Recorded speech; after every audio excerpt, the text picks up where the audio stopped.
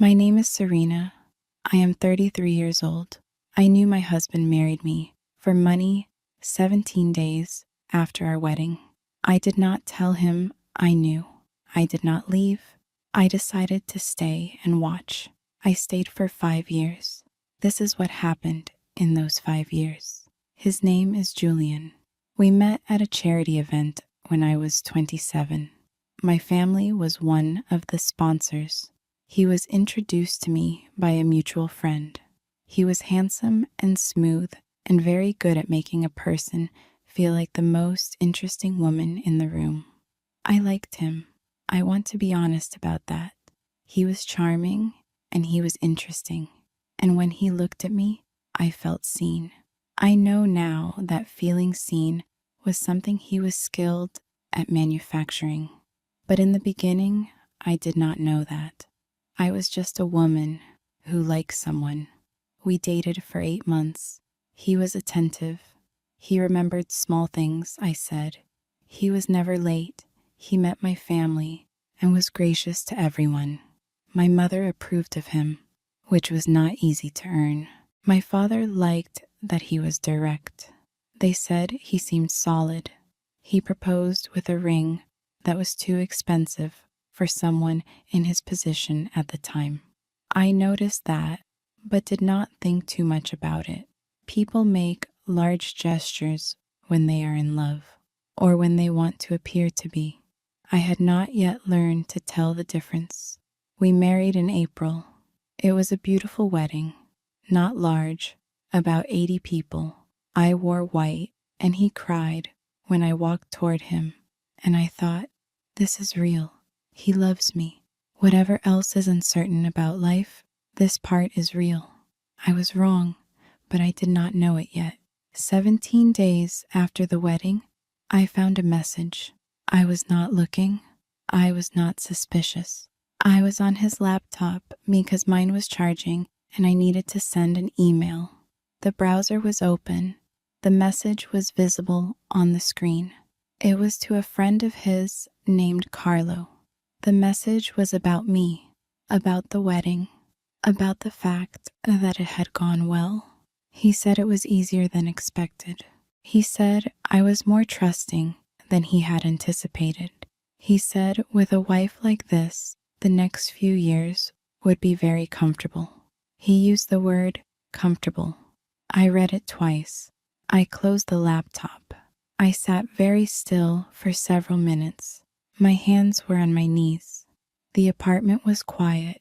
Everything around me looked exactly the same as it had looked 5 minutes before, but nothing was the same.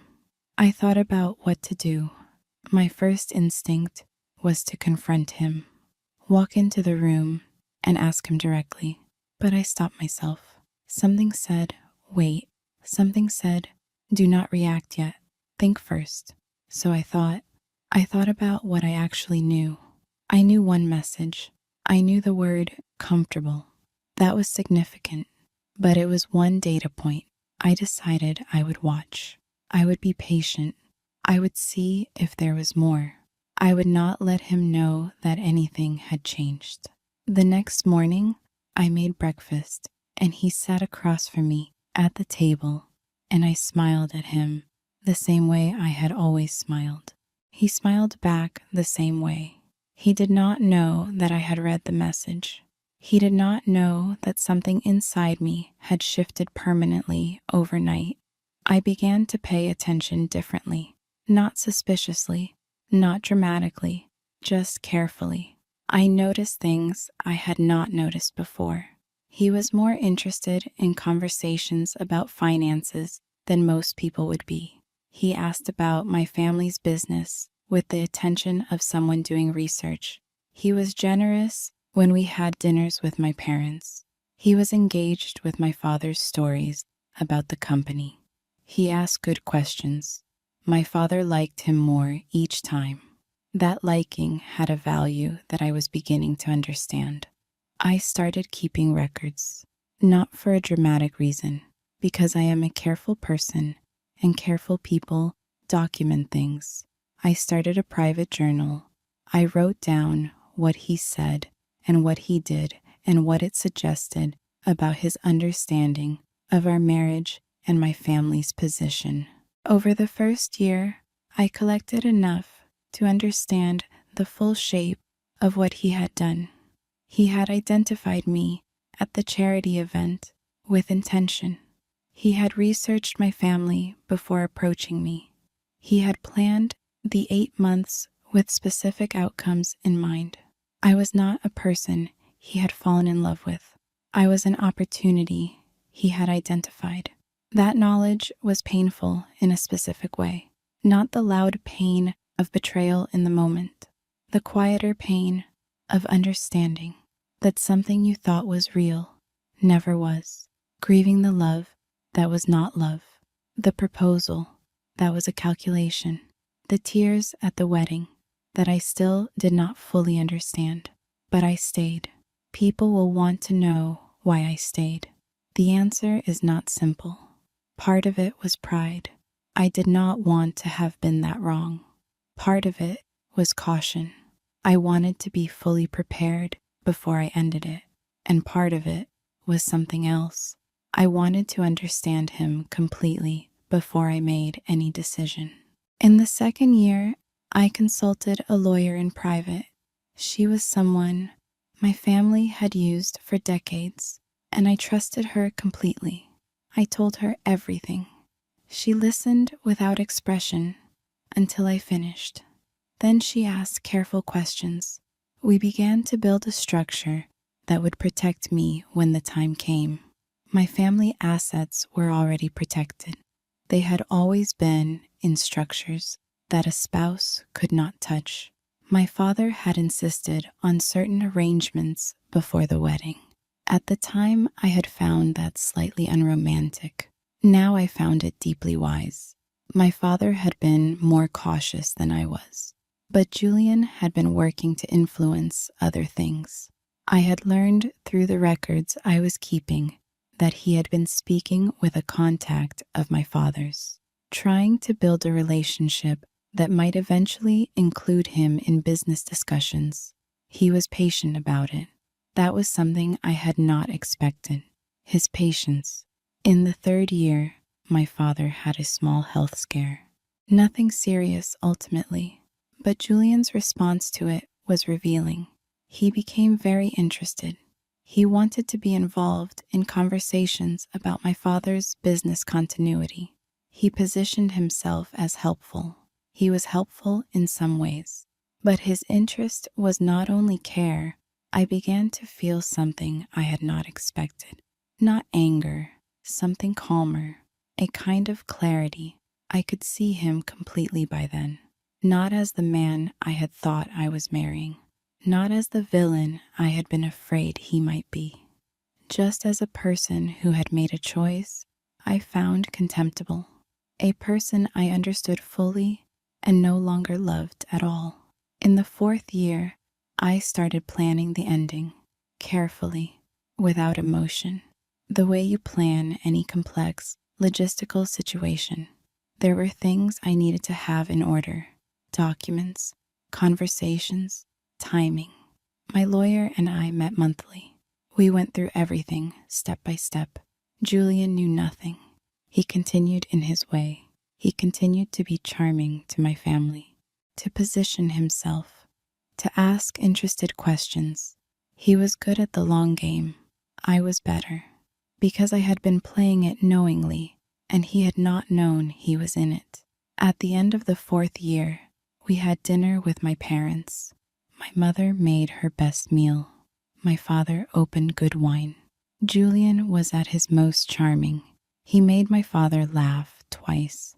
He touched my hand across the table. I smiled at him. I had become very good at smiling at him. Walking home, he said he thought things were going well. He said it in a comfortable way.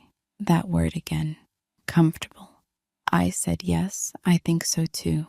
I held his arm the way I always did. I said nothing more.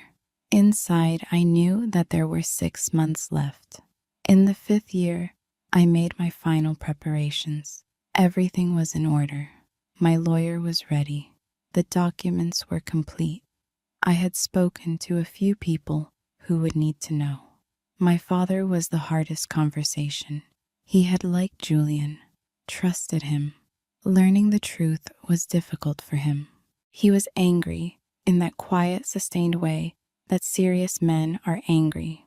On a Tuesday in October, in the 5th year, I sat down with Julian after dinner. He was comfortable, relaxed. He had poured wine. He had no idea.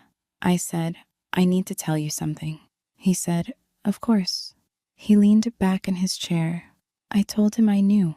I told him about the message I had found 17 days after our wedding. I told him about the records I had kept. I told him about my lawyer and the preparations. I told him that everything was already in order and that the process would begin the following morning. He went very still. He looked at me for a long time. I watched his face change. The charm left it. What remained was something flatter. He said, "How long have you known?"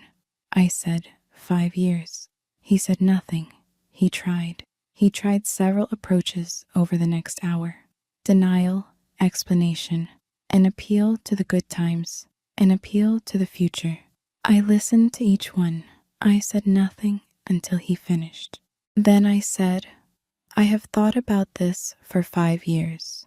There is nothing you can say that I have not already considered. I am very prepared." He left the next morning. It was efficient. My lawyer handled the process, and it was done within a few months. He contested nothing. He had nothing to contest with. Everything that mattered had been protected long before he arrived. My father called me after it was over. He said, "I did not know you had that in you." I said, "I did not know either until I needed it." He laughed.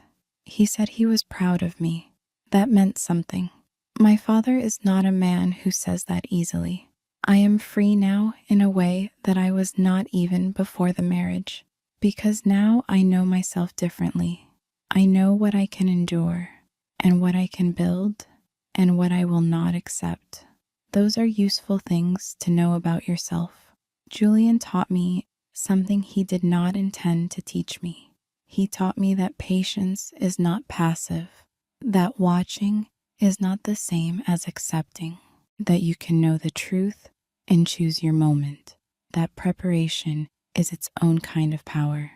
I am grateful for none of what he did, but I am glad for what I became because of it.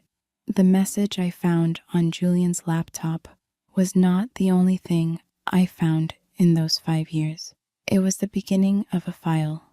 I am a meticulous person. I have always been organized. I put those skills to use in a way I had not anticipated on the day I signed my name at our wedding. I kept a journal, a physical one, not on any shared device, not anywhere he could find it. I kept it in my office, which he rarely entered. It was a plain dark blue notebook, and it looked like every other professional notebook I kept. No one would have looked at it twice. The first entry was the day after I found the message. I wrote down everything I remembered, the exact words he had used, the name Carlo, the date, the time. Then I wrote, "I do not know yet what I am going to do, but I know I am going to pay attention." That was the beginning. Every week after that, I wrote down what I observed, not conclusions, observations, what he said, what he did, what changed between the version he presented to the world and the version I saw when we were alone. The differences were instructive. In public, he was warm with me in a specific way, a hand on my back, a turn of attention toward me in group conversations. He was good at the performance of a devoted husband. It was convincing. My friends liked him. My colleagues liked him. Everyone liked him. In private, he was different. Not cruel exactly. More like disengaged. He was physically present, but not fully there. His attention was always partly elsewhere. When I spoke, he listened enough to respond, but not enough to remember later. I tested this. I would say something specific in the evening and ask about it a week later. He never remembered. What he did remember was anything related to money, to my family's business, to positions of influence or access. Those details he retained with perfect accuracy. He could recall a conversation about my father's company from 8 months prior with complete fidelity, but he could not remember what book I was reading. I wrote all of this down, not with bitterness, with precision. I was building a record. I did not know exactly what I would do with it yet, but I was certain that clarity would eventually serve a purpose. That has always been my nature, my father's too. We are people who keep records. Carlo came to dinner twice in the first year. He was smooth in the same way Julian was smooth. He looked at me with a kind of appraisal that was subtle but real. I understood then that Julian had spoken to him about me in a specific way, not as a person, as a position. I was pleasant to Carlo both times. I asked interested questions. I laughed at the right moments. After the second dinner, Julian said I was excellent company. I said thank you. He had no idea that I had been watching Carlo the same way Carlo had been watching me. In the second year, Julian mentioned a contact of my father's, a man named Porter, who was involved in commercial real estate. Julian said he had run into him somewhere. He said he thought it might be worth having them to dinner. I said that sounded fine. I filed the name in my notebook. A month later, I mentioned to my father in passing that Julian had mentioned Porter. I said Julian seemed interested in him. My father paused. Then he said, "Is that right?" He said it the way he says things. When he is thinking something, he is not ready to say yet. I said nothing more. I did not need to. My father began watching too. Not because I told him to, because my father is the same kind of person I am. He observes, he gathers, he waits. Over the following months, he told me things he had noticed about how Julian positioned himself in conversations about the business. They were small things, but they pointed. We never discussed it directly for a long time. There is a particular form of communication in my family that does not require all words to be said. We understood each other. He was protecting me the way he had always protected me, by paying attention and saying nothing before he was ready. The third year was the year Julian increased his effort. He had been patient, but patience has a limit even for patient people. He began suggesting things. He said he thought he might be useful in certain conversations my father was having. He said his background might be relevant. He was careful about how he said it. He was always careful. I listened to these suggestions with the same pleasant expression I had been perfecting for 3 years. I said things like, "That is interesting," or "I will mention it to my father." I never mentioned it to my father. My father already knew. We had our own conversations. By the 4th year, I was ready in all the practical ways. The protections were in place. The documentation was complete. My lawyer had reviewed everything 3 times. She said, "You are in a very strong position." I said, "I know." She looked at me with a slight expression of surprise. She said, "How long have you known?" I said, "From the beginning, almost." She said nothing for a moment. Then she said, "That is remarkable." I did not feel remarkable. I felt like someone who had done what needed to be done.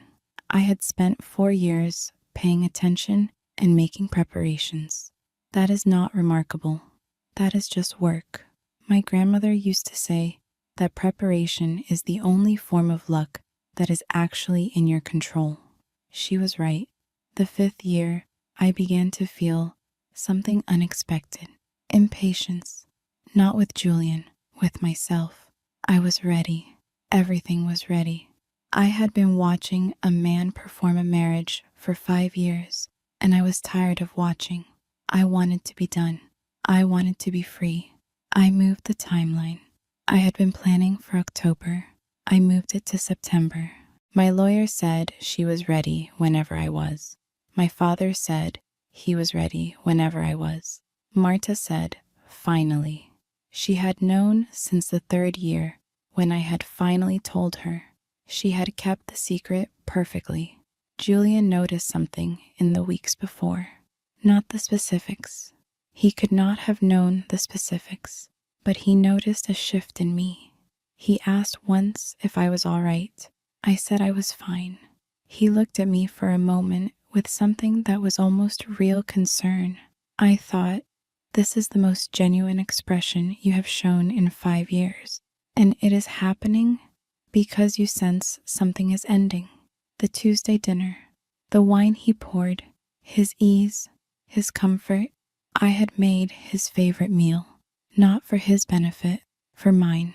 I wanted to sit across from him at that table, feeling completely in control of everything that was about to happen. I wanted the meal to be good. It was. When I said, I need to tell you something, his expression was interested, relaxed. He did not know what was coming. He could not have imagined what was coming. That was the most honest indication of how little he had ever truly seen me. If he had really seen me, he would have known. I told him calmly. I told him everything I had found and everything I had done. I told him about the notebook and the lawyer and the preparations. I told him that every protection was already in place and that the process would begin in the morning. I told him he could challenge it if he wished. I told him he would not win. His face moved through several expressions quickly.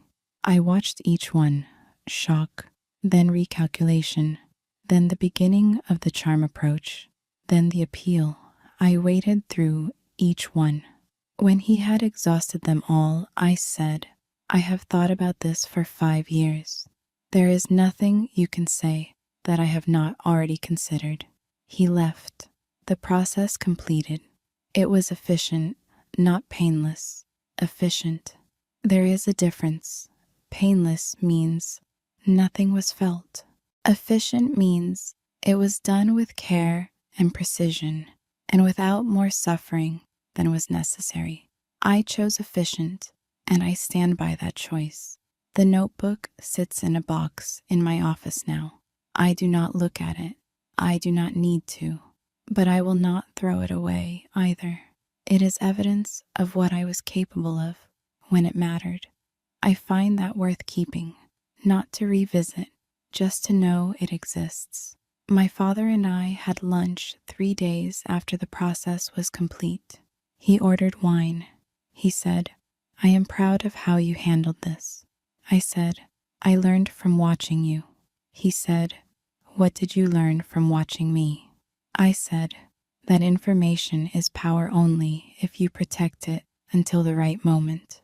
He was quiet for a moment. Then he raised his glass. He said, to your grandmother. Who taught us both that? I said, to grandmother. We drank. The restaurant was warm. Outside the city was going about its business, and I was free in a way that felt permanent, earned, mine. Freedom is strange when you have spent 5 years not having it. Not the obvious kind of unfreedom.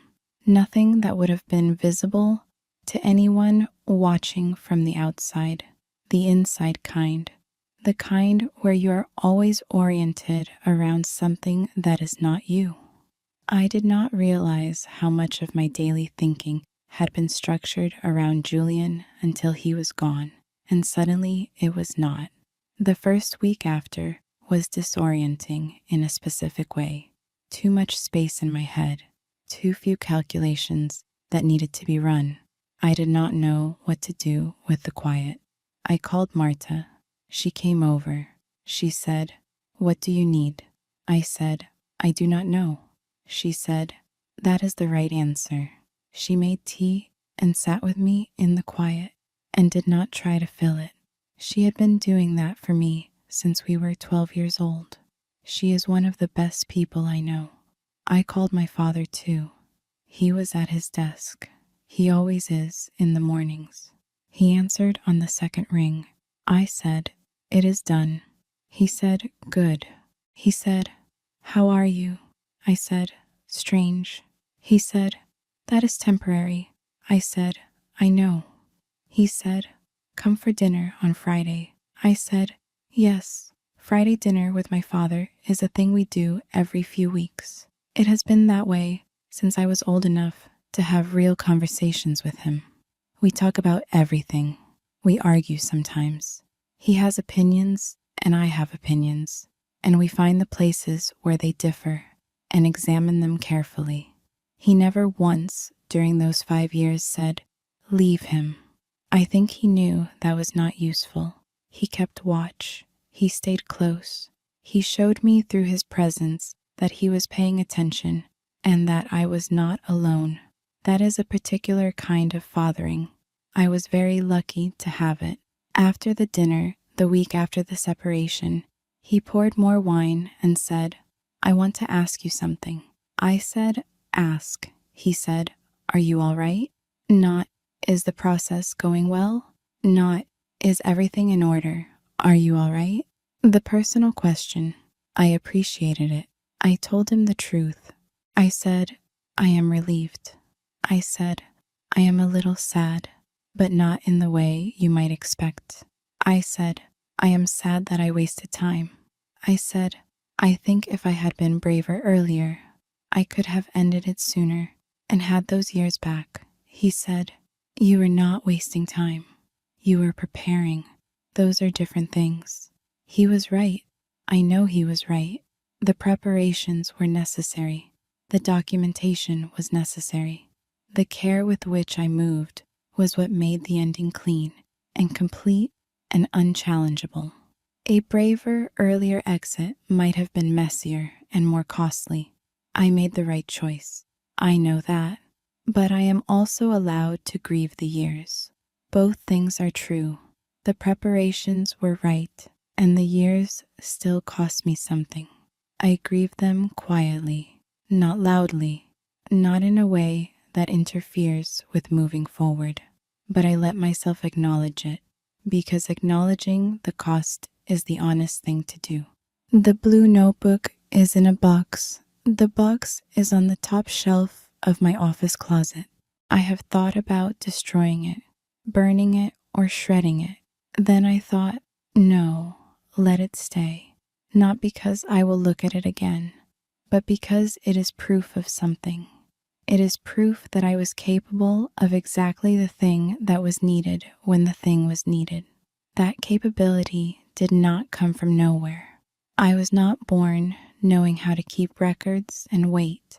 I learned it by watching my father, by watching my grandmother before that, by being raised in a family that understood that the moment of action is only possible because of everything that was done before the moment. I think about passing that on. I do not have children yet. I may, I might not. But I think about what I would give to a child if I did. I would give them exactly what my family gave me. The understanding that preparation is not fear, that patience is not passivity, that knowing something and waiting for the right moment to say it is wisdom. Julian taught me something else too. He taught me what I actually wanted, not by giving it to me, by being so specifically not that thing that the absence became a definition. I know now what I want in a partner. I want someone who is interested in me as a person, who remembers what I say, who shows up consistently without requiring management. I have been seeing someone. His name is Theo. He is an engineer. He works with complicated systems, and he thinks about problems carefully before speaking about them. He asks about my work and remembers my answers. He says what he thinks even when it is inconvenient. He is not strategic. That last thing is the most important. He is not strategic. Julian was entirely strategic. Every warmth was placed. Every gesture was calculated for effect. Theo's warmth is just his warmth. It has no other purpose. I find this so refreshing that sometimes I have to remind myself it is normal, that this is what most people are like, that I was simply with the wrong person for a long time. My friend Petra asked me what Julian would think if he knew how things had turned out. I thought about it. I said, I think he would be surprised that I am this well. He thought he understood the situation. He did not understand the situation at all. She laughed. I laughed too. That is the truth of it. He did not understand me. That is the simplest version of the whole thing. He saw a position, a family name, an access point. He did not see the person who kept a blue notebook and read it every week and waited 5 years for the right moment. He did not see her at all. She was sitting across from him every day, and he never looked. I am glad he did not. If he had seen her, he might have tried to manage her differently. He might have been cleverer. He was not clever enough for the person he was actually dealing with, and that was entirely to my benefit. I will take every advantage I was given. Now I am here, on the other side of all of it. In the life I am building, one careful, honest day at a time, with Theo and my father, and Marta, and the blue notebook on the top shelf that I do not need to open anymore, with everything I know about myself that I did not know before. That is where I am. It is a very good place to be. Theo asked me once what I was like before Julian. I said, similar. I said, same person, less certain about some things. He said, what things? I thought about it. I said, what I would not accept. He said, and now you know. I said, now I know exactly. Knowing exactly what you will not accept sounds limiting. It is actually the opposite. When you know clearly what you will not accept, you can stop watching for it. You can stop the low background monitoring. You can be present. That is the gift of having been through something difficult. Not that you are protected from everything, that you know yourself well enough to move through the world more freely.